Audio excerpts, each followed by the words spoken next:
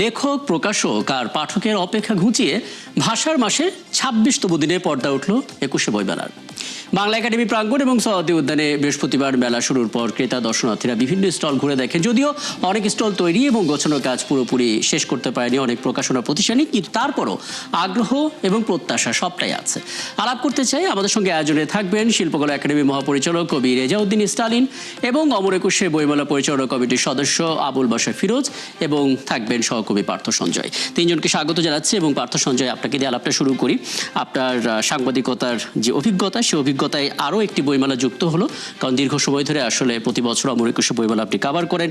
আজকে ২৬তম দিনে এসে যে মেলাটা শুরু হলো, প্রথম দিনে আসলে ছবিটা কেমন দেখেছেন এবং প্রত্যাশা জায়গাটা আসলে কেমন দেখেছেন পাঠক, লেখক এবং অবশ্যই প্রকাশকদের দিক থেকে? ধন্যবাদ রাকিব। আপনি বলছিলেন ফেব্রুয়ারি ২৬ তারিখে মেলা শুরু হয়েছে, অর্থাৎ শেষ বেলায় এসে ফেব্রুয়ারি মেলা শুরু হলো। অর্থাৎ এই যে শুরু হলো, এটি আসলে সবচেয়ে বড় স্বস্তি যে মেলাটি হচ্ছে। কারণ আপনি জেনে থাকবেন যে মেলাটি ৩ বার তারিখ বদলেছে। বাস্তবসম্মত কারণ ছিল, নির্বাচন ছিল। নির্বাচনকে সাথে নিয়ে আসলে যে অনুপস্থিতি ছিল অমর একুশে বইমেলার ২০শে ফেব্রুয়ারি থেকে শুরু হওয়ার প্রথম তারিখটি নির্ধারিত হয়। তারপর সেটা ২১শে ফেব্রুয়ারিতে যায় এবং তারপর আবার ২৫শে ফেব্রুয়ারি এবং তারপর ২৬শে ফেব্রুয়ারি। এর মাঝে আপনি জানেন প্রকাশকদের একটি বড় অংশ মেলায় অংশ নিতে চায়নি, তারা বর্জনই করেছে বলা যায়। তাদের দাবি ছিল রোজার মাসে তারা মেলাটি করতে চায় না, বিভিন্ন কারণ তারা দেখিয়েছে। তারা বলেছে যে রোজার পরে তারা মেলাটি করতে চেয়েছে, কিন্তু আবার কিছু প্রকাশক চেয়েছে, বিশেষ করে সংস্কৃতি মন্ত্রণালয় চেয়েছে যে মেলাটি ফেব্রুয়ারি ২০ তারিখে শুরু করার। এরকম দোলাচলের মধ্যে যে প্রকাশকরা মেলা করতে চায়নি, তাদের সাথে নতুন সরকার বসেছে এবং বলা যায় নতুন সরকারের উদ্যোগের কারণেই মেলাটি শেষ পর্যন্ত হয়েছে। এটি হচ্ছে স্বস্তির খবর। এবং আজকে যার সঙ্গে আমার মেলায় দেখা হয়েছে, আজকে শুধু না, গেল ২-৩ দিন ধরেই যাদের সঙ্গে দেখা হয়েছে তারা সবাই বলছেন যে শেষ পর্যন্ত মেলাটি হচ্ছে, এটি হচ্ছে স্বস্তির কথা। তো সেই জায়গায় আমি আসলে দীর্ঘদিনের যেই বইমেলার ছবিটা দেখে থাকি, সেটার সাথে আজকের বইমেলার বা এবারের বইমেলার ছবিটাকে মেলাতে চাই না। কেন চাই না আপনাকে বলছি যে যেই প্রকাশকরা বর্জন করেছিল, যাদেরকে এই সরকারের মন্ত্রণালয়, এই সরকারের কর্মকর্তারা উদ্যোগ নিয়ে তাদেরকে মেলায় এনেছেন, সেটি যেমন সাধুবাদযোগ্য, আবার তাদের হাতে সময় ছিল মাত্র ২ থেকে ৩টে দিন। এবং তার মধ্যে আবার নানা রকম বিষয় ছিল, শর্ত ছিল। যারা এর আগে লটারিতে প্যাভিলিয়ন পেয়েছে এবং তারা প্যাভিলিয়ন তৈরিও করে ফেলেছে, সেই প্যাভিলিয়ন গুলো ভেঙে মেলার এবারে শর্ত যে কোনো প্যাভিলিয়ন থাকবে না। অর্থাৎ যারা প্যাভিলিয়ন আগে পেয়েছে তাদের প্যাভিলিয়ন গুলো ভাঙতে হয়েছে, নতুন করে স্টল তৈরি করতে হয়েছে। আর যারা নতুন করে স্টল পেয়েছে তাদের তো একদমই শূন্য থেকে শুরু করা। তো এইভাবে প্রকাশকরা তারা আসলে বিন্যস্ত ছিল এবং সেজন্যই বলা যায় যে প্রথম দিনের বইমেলা অপ্রস্তুত বইমেলা। আপনি দেখবেন যে আমার প্রতিবেদনে রয়েছে, একদিকে কোনো প্রকাশনা প্রতিষ্ঠান খুব সুন্দরভাবে তৈরি, তাদের যেহেতু তারা আগে লটারিতে তারা স্টল পেয়েছে, তারা স্টল গুছাতে পেরেছে, তাদের সেখানে বইও আছে, নতুন বইও আছে। আবার কোন কোন স্টলে আসলে সময়ের সাথে সাথে জানবো পার্থ, কিন্তু একটা বিষয় একটু বলবেন। মানে এটা খুব চমৎকার আপনি বললেন যে বারবার আসলে সময় বদলাচ্ছিল, এরপর যখন কনফার্ম হলো তখন হাতে সময় ছিল কম, তারপর তাদের জায়গা থেকে আয়োজনটা চালিয়ে নেওয়ার চেষ্টা করছে। শুরুটা যে হয়েছে সেটাই সাধুবাদ পাওয়ার। কিন্তু আজকে প্রধানমন্ত্রী তারেক রহমান কয়েকটা পয়েন্ট বলেছেন, যেমন প্রথমত আমাদের আকার বাড়ছে, পরিসর বাড়ছে, আয়োজন বাড়ছে, পাঠকের পড়ার অভ্যাসটা কি বাড়ছে কিংবা পাঠকের সংখ্যাটা কি বাড়ছে, কাজের অভিজ্ঞতা কি বলে পার্থ? পাঠকের পড়ার অভ্যাসটা রাকিব আপনি জানেন, আমাদের এই বদ্বীপে যদি পাঠকের অভ্যাসটা বলি, আমরা সেবার একটা জোয়ার ছিল, সেবা প্রকাশনী একটা পাঠক তৈরি করে দিয়েছে। এরপরে পাঠক তৈরি হয়েছে বড় লেখক কথাকার হুমায়ুন আহমেদ, এবং তারপরে আমরা হুমায়ুন আহমেদকে একপাশে রেখে বাকি যে সাহিত্যিকদের কথা বলি তাদেরকে আমরা রাখি। এর মধ্যে অনেক সিরিয়াস সাহিত্যিক আছেন, আমি তাদের আসলে তাদের কাছে প্রণম্য, তারা তাদের পাশে রেখে বলতে চাই, জনপ্রিয়তা তৈরি করে দিয়েছেন হুমায়ুন আহমেদ। তারপরে সে ধারায় আনিসুল হকরা আছেন, এবং মিলন তো ছিলেনই, এবং তারপরে আজকে যদি বলি সাদাত হোসাইন পর্যন্ত আছেন। কিন্তু পাঠক আসলে এই মুহূর্তে নানামুখী বই চায়। আমি যেটি বলবো সেটা হচ্ছে, জনপ্রিয় ধারার দিকে পাঠক কতটা ঝুঁকেছে তার চেয়ে বেশি বইয়ের যে নানা মাত্রা, নানা স্বাদের বই, তবে আবার আমরা গেল কয়েক বই মেলায় যে দেখেছি সেটি হচ্ছে সোশ্যাল পেজে যারা আসলে তাদের বইকে নানাভাবে উপস্থাপন করেছে এবং সেটি একটা বিপণনের জায়গা হয়ে গেছে, তাদের দাপট দেখেছি বই মেলায়। এবং চটুল বই, এবং একটু সোশ্যাল মিডিয়া যেরকম চোখের পলকে সবকিছু আসে আবার চলে যায়, তেমনি ওই রকম বইয়ের বাজারটা আসলে আমরা বই মেলায় দেখেছি। এটি হচ্ছে আসলে, আমি এটিকে একদিকে এই উপসর্গটা রেখেই বলতে চাই, বিশেষায়িত কেন্দ্রের মতো প্রতিষ্ঠান তো আছেই, বই পড়া কর্মসূচি একরকম, বই পাঠক তৈরি করা আরেক রকম, মেলার আবেদন আরেক রকম, কিন্তু সবকিছু মিলিয়ে একটা আসলে জ্ঞান ভিত্তিক, বুদ্ধিভিত্তিক সমাজের যদি প্রতিশ্রুতি দেওয়া হয়, তাহলে সে লক্ষ্যে কাজ করতে হবে। এখানে যদি একটু থামাই পার্থ, মানে জ্ঞান ভিত্তিক বইয়ের কথা আপনি বলছিলেন, এটা আজকে প্রধানমন্ত্রী নিজেও এটা বলেছেন যে এই দিকে একটু জোর দেওয়া দরকার। কিন্তু গত বছরের চিত্রটা দেখুন, আমরা দেখতে পেলাম যে বিভিন্ন স্টলে মব হয়েছিল, বন্ধ করতে বাধ্য হয়েছিল, সোশ্যাল মিডিয়াতে সেগুলো অনেক ধরনের নেতিবাচক মন্তব্য জড়ো করেছিল, পরবর্তীতে সরকারের হস্তক্ষেপ করতে হলো এবং পরিস্থিতি ঠান্ডা হলো। মানে এখনকার প্রেক্ষাপট দেখে মনে হচ্ছে কিনা যে আমরা সেই জায়গা থেকে উঠতে বেরোতে পেরেছি এবং সেই জায়গাটা শক্ত হয়েছে এখন? রাকিব, গত বছর উদাহরণটা আপনি কেন এবার শুধু টানবেন? আমরা জানি যে এই বইমেলায় অভিজিৎ রায়কে এই বইমেলা থেকে, আজকে সেই দিনটি, যে দিনটি 26 ফেব্রুয়ারি, এই বইমেলা থেকে ফেরার পথে অভিজিৎ রায়কে খুন করা হয়। মুক্ত চিন্তার আসলে প্রকাশকে এই বইমেলাকে আঘাত করা হয়। তারও আগে হুমায়ুন আজাদের রক্তে রঞ্জিত এই বইমেলা, এখানকার এই বইমেলার প্রকাশক দীপন। কিন্তু এই বইমেলায় এই মানুষগুলোকে মনে রাখার কোনো আয়োজন থাকে না। আপনি বলছেন মব তৈরি হওয়ার কথা, মব অনেকবারই অনেকভাবে তৈরি হয়।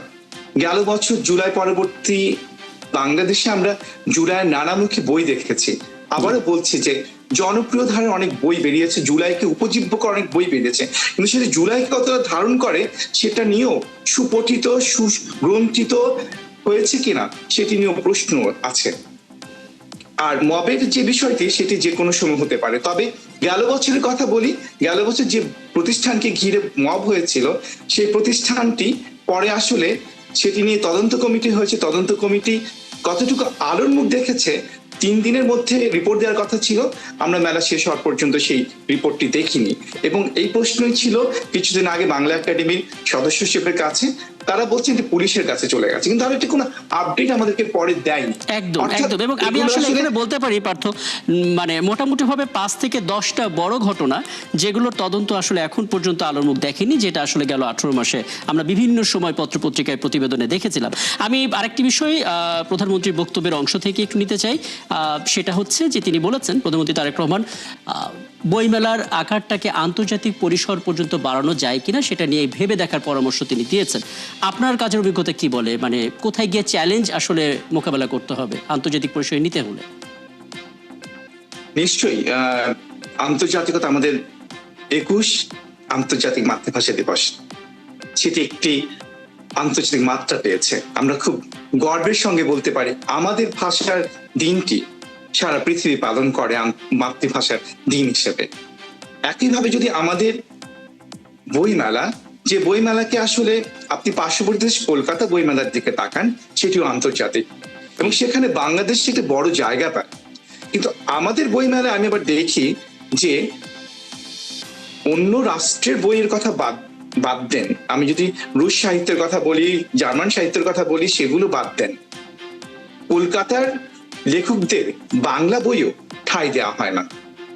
এটি এখানকার প্রকাশকদের একটা স্ট্যান্ড, তারা এই বইমেলাটা তাদের আসলে লেখকদের বিকশিত করতে দিতে দোহাই দেন।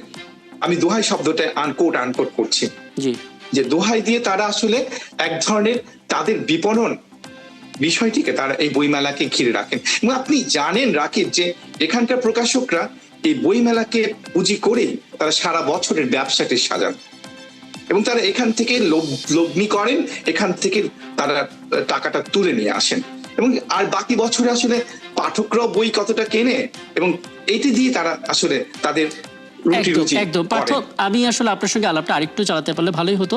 আপনি অনেকগুলো তথ্য দিয়েছেন, অনেকগুলো বাস্তবতা তুলে ধরেছেন অভিজ্ঞতার আলোকে। আমি একটু কথা বলতে চাই অপর একুশে বইমেলা পরিচালনা কমিটির সদস্য আবুল বাশার ফিরোজ, তিনি যুক্ত হয়েছেন আমাদের সঙ্গে। জনাব আবুল বাশার ফিরোজ, আপনাকে আমন্ত্রণ জানাচ্ছি, কৃতজ্ঞতা জানাচ্ছি আপনি আমাদেরকে সময়টা দিচ্ছেন এবং প্রধানমন্ত্রী তারেক রহমানের বক্তব্যের দুটো অংশ নিয়ে আসলে আপনার কাছ থেকে একটু মতামত জানতে চাই। প্রধানমন্ত্রী বলেছেন আমাদের মেলার আকার পরিসর অনেক কিছু হয়তো বেড়েছে, কিন্তু পাঠকের পড়ার অভ্যাস বা পাঠক কতটা বাড়লো এবং জ্ঞানভিত্তিক বইয়ের পরিমাণটা কতটা বাড়লো সেটা একটা প্রশ্ন বটে। এবং দ্বিতীয় কথা তিনি বলেছেন বইমেলার এই আয়োজনটা আন্তর্জাতিক পরিসরে নেওয়া যায় কিনা সেটা নিয়েও ভাবতে। দুটো বিষয় আপনি যদি মতামত দেন যে কিভাবে সেটা করা সম্ভব। জি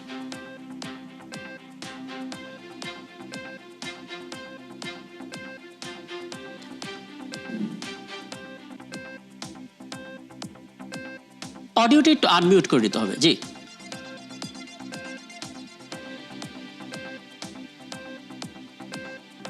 আমরা সংযোগটা পুনঃস্থাপন করার চেষ্টা করি এবং দর্শকদেরকে আরও একবার জানিয়ে রাখতে চাই ২৬তম দিনে আসলে অপর একুশে বইমেলার যে আয়োজন, সেই আয়োজনটা শুরু হলো এবং সহকবি পার্থ সঞ্জয় খুব চমৎকার করে আসলে বলছিলেন যে স্বস্তির খবর যে আসলে এই আলোচনাটা, এই আয়োজনটা দুটোই আসলে একসাথে শুরু হলো।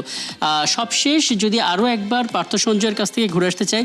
পার্থ, আমাদের আরেকজন অতিথি যুক্ত হতে হতে একটা ছোট্ট বিষয় আপনার কাছ থেকে একটু জেনে নিতে চাই।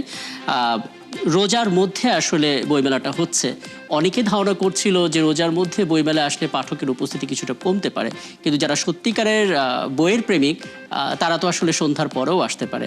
আপনার কি মনে হচ্ছে এটা কোনো রকমের ছন্দপতন ঘটাবে কিনা, মানুষ কতটা মেনে নিতে পারছে? তাকে রোজার মধ্যে বই মেলা হবার ইতিহাস বাংলাদেশে নতুন নয়।